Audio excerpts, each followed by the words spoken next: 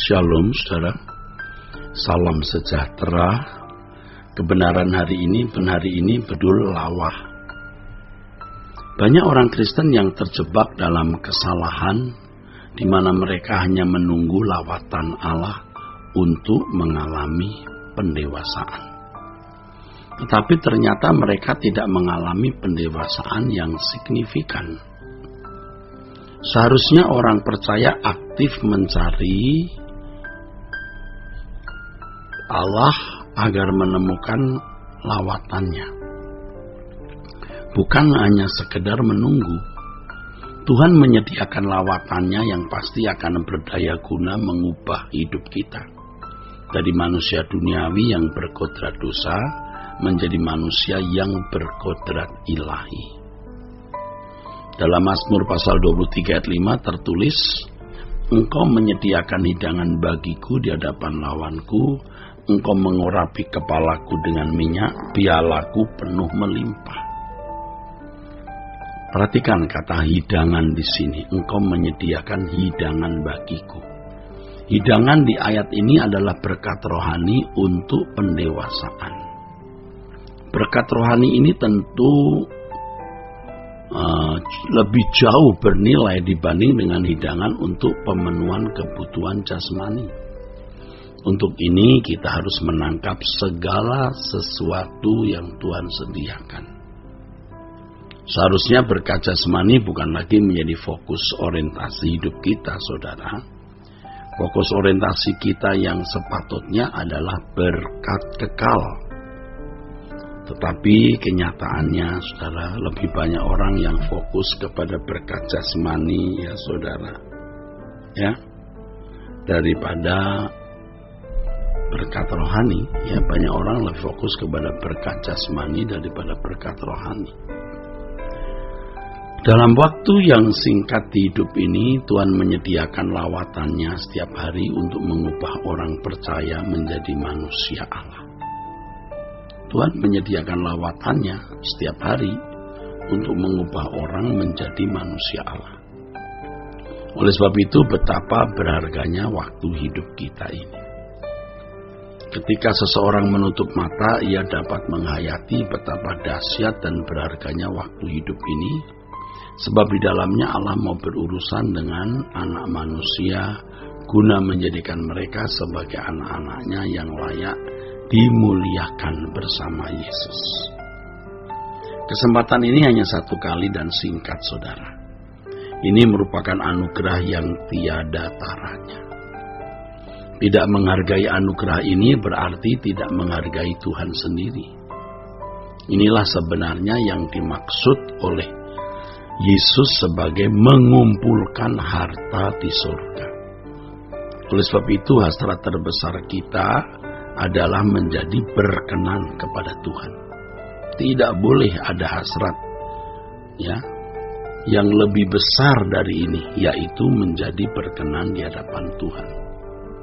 Tidak boleh ada hasrat yang lebih besar dari hasrat menjadi seorang yang berkenan di hadapan Tuhan. Gereja tidak boleh sibuk dengan urusan-urusan organisasi, seremonial, dan lain sebagainya, sehingga gereja mengalami kesuaman. Kesuaman di sini artinya jemaat-jemaat di dalam gereja tidak dalam keadaan berkenan di hadapan Allah.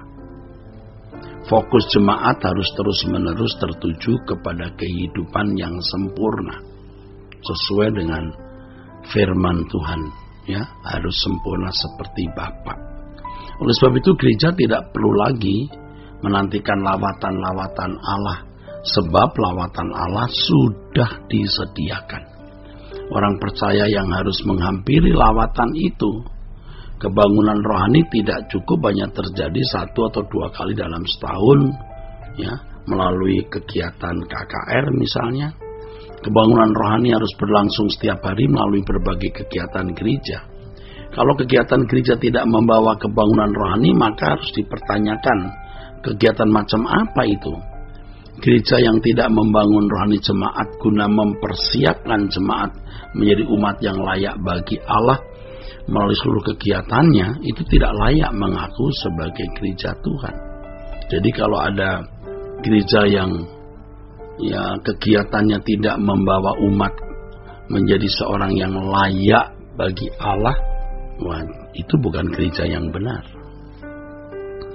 Seseorang bisa mengalami lawatan Allah secara nyata jika ia menghidupkan Allah dalam hidup mereka. Menghidupkan Allah di sini bukan berarti Allah sudah mati, tetapi berusaha mengalami secara nyata keberadaan Allah. Banyak orang yang bertahun-tahun mengarungi hidup ini tanpa benar-benar mengalami lawatan Allah. Mereka tidak berusaha menghayati kehadiran Allah. Allah hanya dianggap seperti sebuah konsep yang hanya dipercakapkan dalam diskusi. Ini namanya Allah fantasi, saudara. Ya, bagi mereka Allah hanya sebuah fantasi dalam dunia imajinasi saja. Nah, betapa mengerikan keadaan orang seperti ini ketika menghadap tahta pengadilan Allah nanti. Tidak mungkin orang-orang seperti ini berkenan kepada Allah sesuai dengan standar kesucian Allah. Nah, keadaan ini terjadi dalam kehidupan banyak orang Kristen dan bisa berlangsung lama, saudara, sehingga tidak mampu menanggapi Allah sebagai pribadi yang hidup. Ini bukan hanya dialami oleh jemaat awam, tapi juga para pendeta dan teolog yang memang sudah cakap berbicara mengenai Allah dan merasa sudah menemukan Allah, sudah merasa bersentuhan dengan Allah, padahal itu hanya sebuah aktivitas nalar atau aktivitas pikiran saja. Mereka diliciki oleh dirinya sendiri. Nah, orang-orang seperti ini kemudian berkhutbah di mimbar, saudara. Apa yang ditularkan kepada jemaat? Orang percaya harus berusaha menghidupkan Allah. Hal ini sama dengan sebagai mencari Allah. Tidak ada orang yang kurang serius dengan Allah kemudian bisa mengalami lawatan Allah secara berkesinambungan. Tidak mungkin. Hanya dengan orang yang serius saja Allah berurusan. Sebab standarnya mengasihi Allah dengan segenap hati, segenap jiwa, akal budi, dan kekuatan. Allah hanya berurusan dengan mereka yang serius dengan dirinya. Yesus menyatakan bahwa hanya orang yang haus dan lapar terhadap kebenaran yang dipuaskan. Haus dan lapar akan kebenaran artinya sangat merindukan untuk mengenal Allah dan mengalaminya serta melakukan kehendaknya. Bagi mereka yang haus dan lapar akan kebenaran, Allah adalah kebutuhan utama lebih dari apapun dan siapapun, saudaraku. Saudara, merupakan pergumulan yang tidak ringan dalam mewujudkan atau mengalami lawatan Allah di tengah-tengah dunia yang semakin jahat ini. Apakah lawatan Allah dialami secara berkesinambungan? Ya, tergantung apakah seseorang memperlakukan Allah sebagai pribadi yang hidup atau tidak.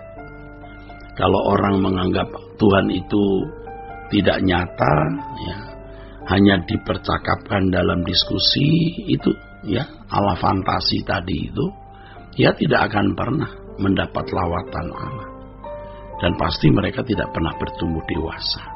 Untuk mengalami lawatan Allah dituntut pergumulan panjang yang berat dengan harga segenap hidup yang harus dipertaruhkan. Jika tidak, orang percaya tidak berhak mengalami lawatan Allah tersebut. Jadi harga menghidupkan Allah dalam hidup kita adalah segenap hidup kita ini tanpa batas.